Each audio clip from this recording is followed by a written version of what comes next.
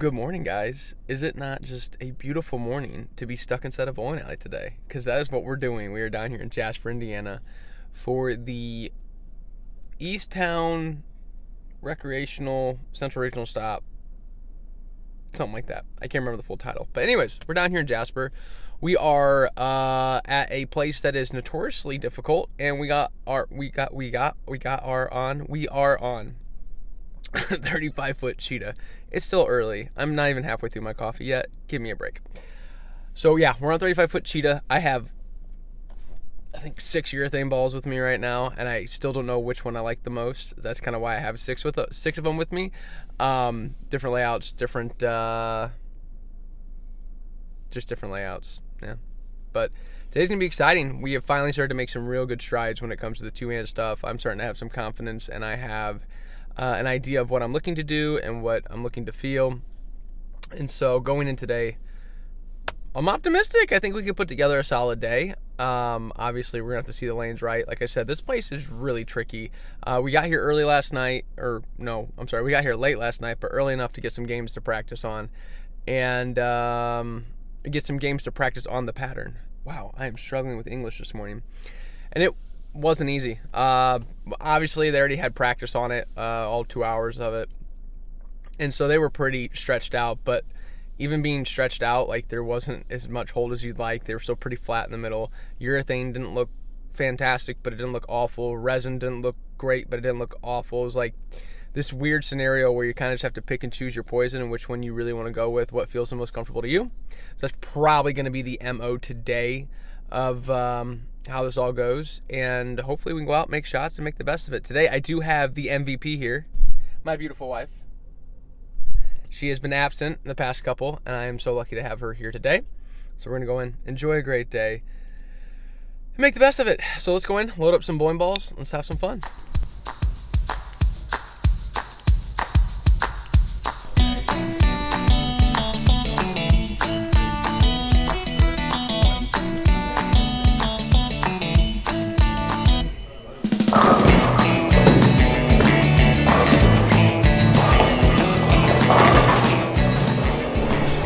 So we are going to start with urethane, obviously, but they are so tight.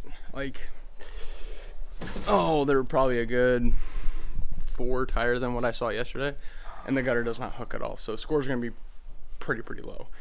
Pretty flat in the middle, so we're really having to stretch them out to get into reactive. But this is a good test of where we're at now with the two-handed, and when it comes to shot making and discipline and just all the good stuff all around that. So let's go out there and make some shots, have some fun today, see what we can do.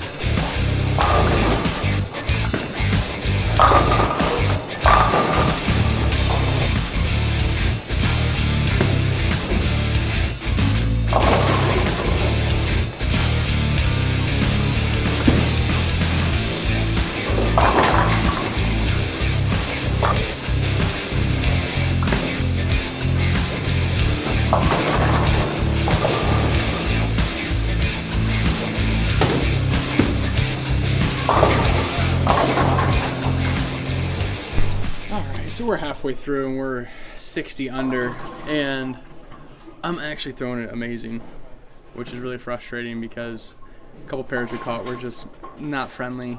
Threw it great, couldn't get some breaks when I needed them. That last game I threw it amazing, shot 160, just couldn't get a double.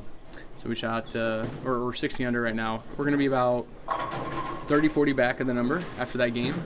We're going to get out of urethane now. We're going to get reactive. I threw a fill shot in my last game, which I thought I missed by a lot, and I ended up splitting the rack in half. So maybe we got a little missed room out there now, a little bit of definition in the pattern. We hopefully stretched them enough, and now we're going to try to get some pins because I'm throwing it really good. So if I can match up and get the ball to go through the pins and just get to see the lane the right way, I have no doubt in my mind we'll be here for the top 12 after the 8 games. But we're going to have to do some work now.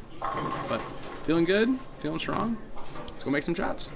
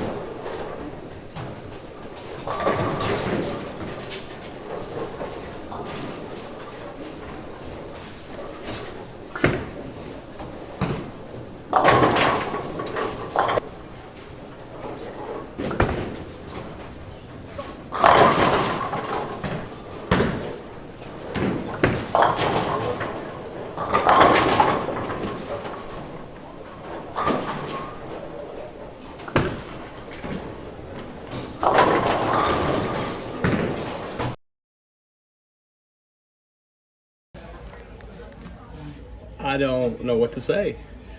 256 to jump into the number. What a great way to finish the day. I was telling Elizabeth the whole time, like, I'm throwing it good. I just need one good pair. And sure enough, our last pair, we caught it. Made a switch to the Evo Casteria. Great. Good bowling, Brent. Thank you. You as well. Great. Thank you. Great ball change. Right on the right lane at the right time. Executed. Flawless shots. 256. Great way to end the day. Now we're into match play. And I made my first ever match play appearance in a PBA event, two-handed. Obviously, I made the first cut two-handed at the Players, but this is my first match play appearance, and this is really cool. I'm really excited. So they're hard, they're tight. We're gonna throw urethane. We're gonna keep it in front of us, and hopefully just leave worse leaves than my other opponents. So about to get started. Let's get out there and get it done.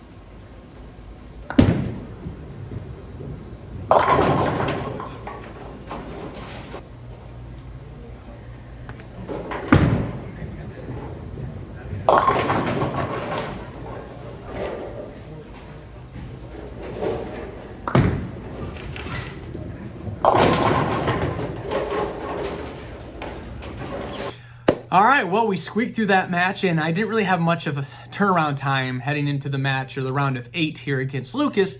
And so kind of what happened was I was like kind of relieved that I got through the match, but also a little frustrated. I felt like I should have bowled better, but that pair was so unbelievably bad. I mean, it was horrendous. And so it doesn't really surprise me that it only took like 180, 2-0 to win those matches. That pair just became awful. So I was able to just stick to the game plan, try to hit the hole, get 9, get out of there. It worked. We were mentally really good spot. Hand didn't hurt, it felt great. And we go to the next match, and this is kind of where I knew like this is probably going to be the end of my day. So at Jasper, especially on short, the left tends to have the advantage. And I'm not saying that as an excuse. It was just how the facts were for that day. Out of the 12 finalists, 7 of them were left-handed. It just seemed to be a center that kind of played better to the left side, and obviously when you lay down a pattern that was as hard as that one is, if you can give the left a little bit and they don't have to worry about near as much traffic, it tends to be kind of that way. So I knew going into my match here against Lucas that it was going to have to be like, we're going to have to be perfect. We're going to have to be spot on and just not miss. And that's not really the mindset you want going into a match like this, especially when you know you have to hit this. But we're professional bowlers, and we're called to step up to the occasion. And mentally, I was ready for it. I really was. I was ready to get locked in and go after it. So as we got ready for the round of 8, I just kept in my mind telling me, stay slow, stay focused, stay sharp, and just execute shots. So here we go into the round of 8 against Lucas.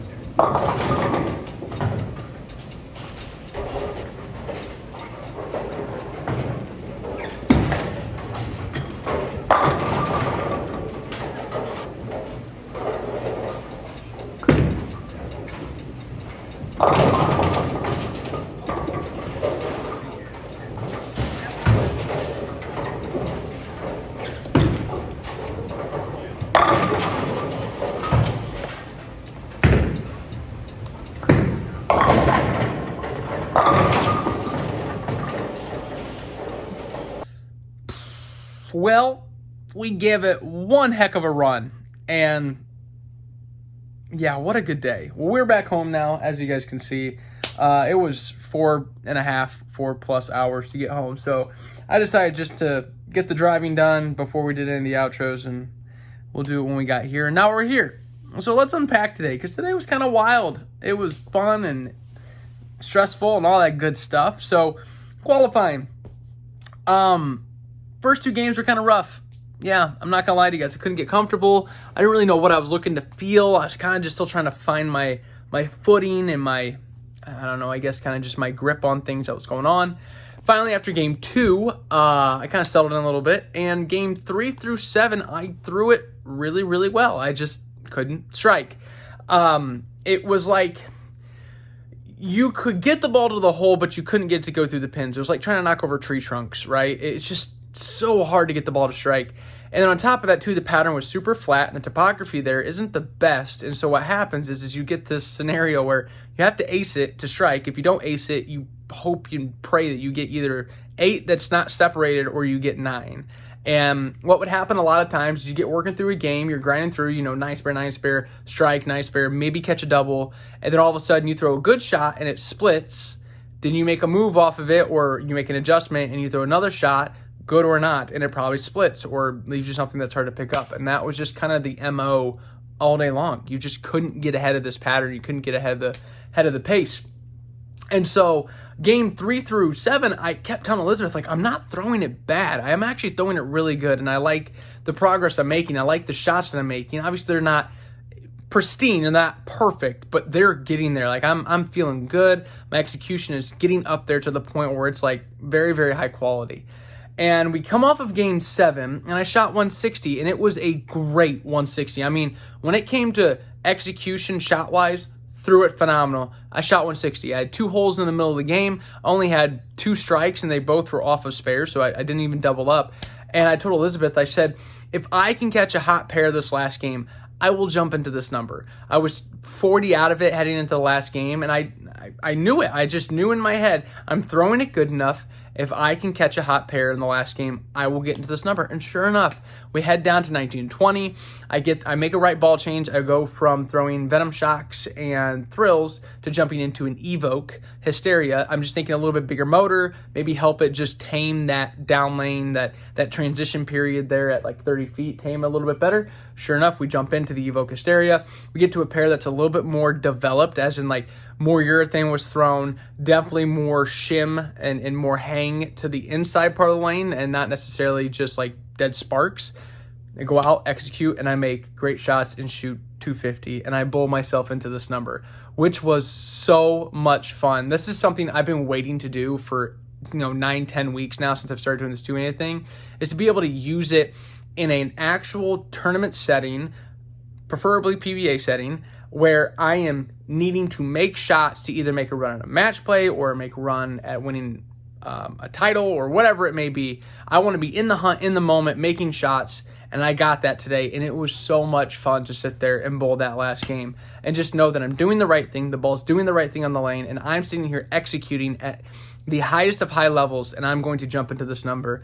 And out of that game, 9 out of 10 shots were dead aced, and that's a good feeling.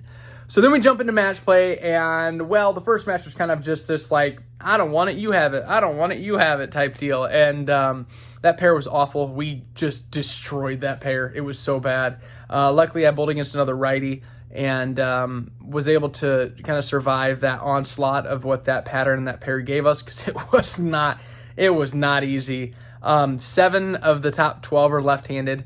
And that's kind of just how Jasper works. There's usually lefty bias there just because of topography and lane play and less traffic and all that kind of stuff. And I kind of knew I was going to have my hands full after the first match. Going into my round of 8 match against Lucas Francis, this dude isn't a bowler. He's an NFL linebacker who just happens to pick up a bowling ball and throw it good. It's so annoying because he should be playing so many other sports, but instead he's out here destroying us on the regional tour. And I kind of knew, watching his ball reaction in practice and knowing that how perfect I had to be, I was going to have to put together one heck of a match in order to beat him.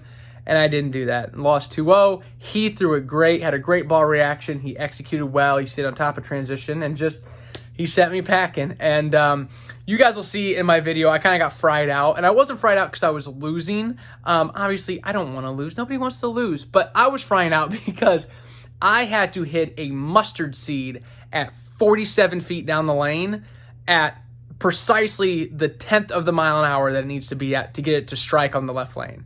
And I was just so over that left lane and that pair because it didn't matter how good I threw it. I was going to get 9 or 6. And I kind of fried out because part of me was like really bummed because I was really starting to get dialed in and making good shots. And I really thought that if I could add somewhat of shape on that pair, I probably could have given him a run for his money. I was just throwing it really good.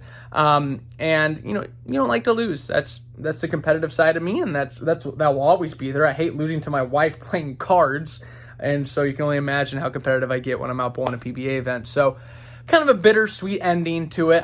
Threw it great. Love the progress we made. Obviously, it was great to make a run in match play. My hat's off to all the guys who made deep runs in match play. Even if they were left-handed, they still had to throw good. So hats off to all those guys. It was fun to be a part of and fun to make a run at. This field was stacked, too. We had a whole bunch of really good bowlers in this field. And to only take 12 and to say that I was one of those that snuck in the fashion that I did, guys, that's a huge W. I will take that every day of the week, especially with the progress we made. So we went from making our first cut at the Players to now making our first match play appearance in a PBA event, with that being our first cash as well. So what a blessing. Seriously, what a blessing. The Lord has given me so many opportunities and so many just amazing just blessings, guys. I don't deserve them, but I'm very, very grateful. And I'm also very grateful from my amazing wife because she sat in the car with me for 4 hours yesterday, then sat with me in a bowling alley for 7 to 8 hours today, and then drove another 4 hours back home with me. And she is just the best thing I don't deserve her I don't deserve her either. So there you guys go. It's a wrap. Great tournament. Looking forward to Fairlawn here in a couple weeks. I need to still go out and do some work with the feel, with getting my hand on the ball right, making sure I'm executing and doing the right thing at the bottom, and making sure that when I get set up, I'm set up properly and feeling good. I had at least 4 or 5 different shots today that I threw not ready to throw them. Like my hand wasn't setting the ball right, and I just went up and threw it anyways, and they were just awful. Guys, I threw 7 gutter balls today in qualifying. I almost averaged 1 per game. Anyways. So there you guys go. I'm done with my rant. Remember, if you want to support me, which if you're subscribed, I consider you a supporter, so thank you. But if you guys support me, go support the sponsors. Motive Bowling, Jopo Grips, Zello Gear, and Genesis, please. They're amazing. They're great companies. They're the best brands on the market. Go support them. They're awesome. And also, guys, just chase your dreams, all right? Life is short. Go live it. Chase after it. Work hard. Do the hard stuff. Learn to lose.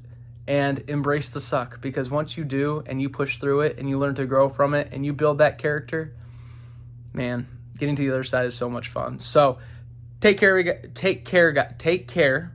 keep everything straight off the hook. I'll see you guys later.